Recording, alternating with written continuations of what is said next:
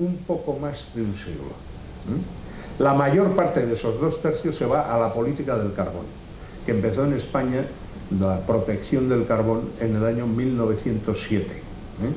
O sea que aquí tenemos a Zapatero inspirado por los gobiernos conservadores del principio del siglo XX, ¿no? Es una cosa, pues, en fin, parece absurda, pero ahí está.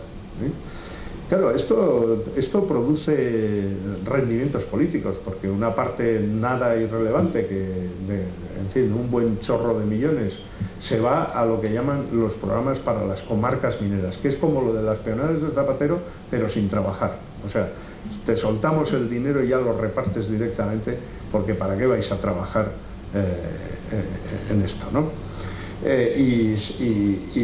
Bueno, pues claro, esto da rendimientos electorales, etcétera. O sea, yo no digo que no tenga su explicación de carácter político, pero tiene ese conservadurismo. El resto se va a la construcción naval, que lleva aproximadamente unos 40 años el proceso de reconversión y todavía no ha terminado.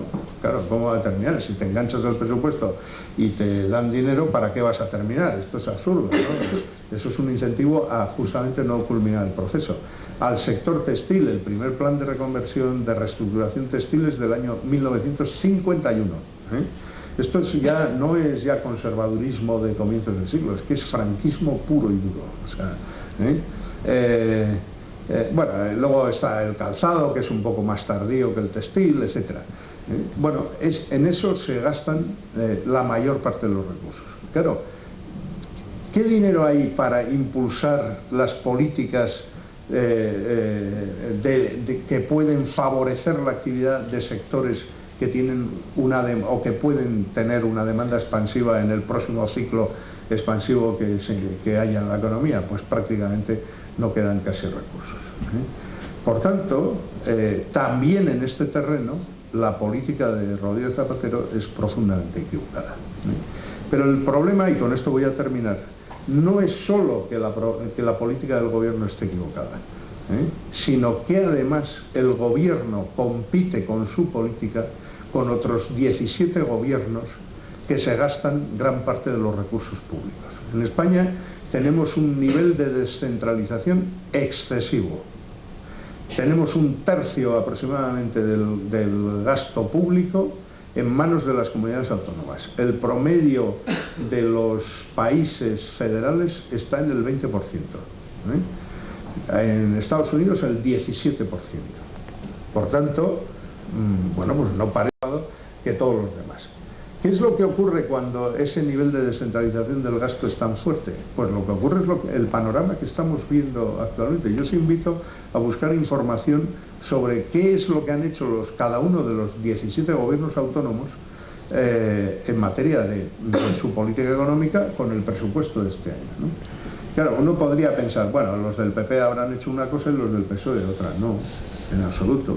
Unos del PSOE han hecho una cosa y otros otra, y los del PP exactamente lo mismo, en un caos completo. Hay políticas fortísimamente expansivas de gasto, alimentadas por la permisividad del gobierno en cuanto a la financiación de los déficits. Hay en cambio otras políticas que son más bien restrictivas. Hay algunas políticas restrictivas que son restrictivas, digamos, de manera absurda, porque restringen la inversión, pero no el gasto corriente, cuando en una situación económica como la actual tendrían que restringir el gasto corriente y no la inversión, etcétera. Uno encuentra de todo, es decir, encuentra la descoordinación más absoluta entre las políticas de las diferentes comunidades autónomas. Y claro, pretender que además un gobierno tan mal orientado como el gobierno de Zapatero, en una situación así, digamos, lleve la conducción de la política económica en la línea correcta, es prácticamente imposible. Por eso también, para corregir esta situación y para evitar el riesgo de que la crisis se nos convierta en una larga depresión, también tendríamos que proceder a reordenar la política económica entre todas las comunidades autónomas. La única manera de hacerlo, evidentemente, es replantear el marco competencial de las comunidades autónomas. Es decir, tenemos que entrar definitivamente en la revisión de lo que se ha hecho a lo largo del último cuarto de siglo. En realidad no es un cuarto de siglo, son un poco más de 10 años, porque el proceso de descentralización se intensificó con el PP. Esto lo digo como anotación colateral. La izquierda suele acusar a la derecha de ser contraria a la autonomía. Y claro, los que han hecho, digamos, los que generaron las condiciones a través de la transferencia de competencia para este caos que actualmente vivimos, no fue la izquierda, sino justamente la derecha.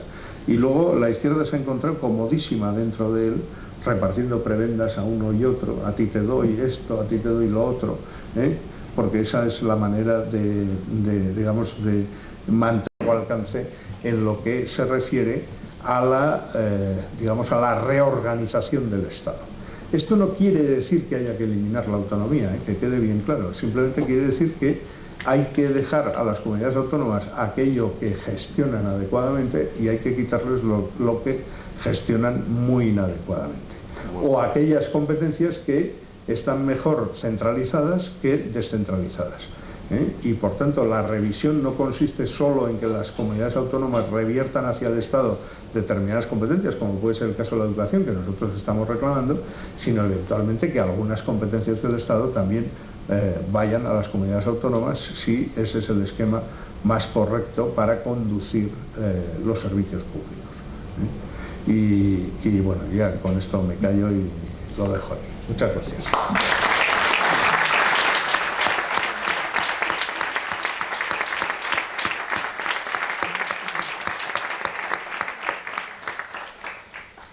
Pues muchísimas gracias.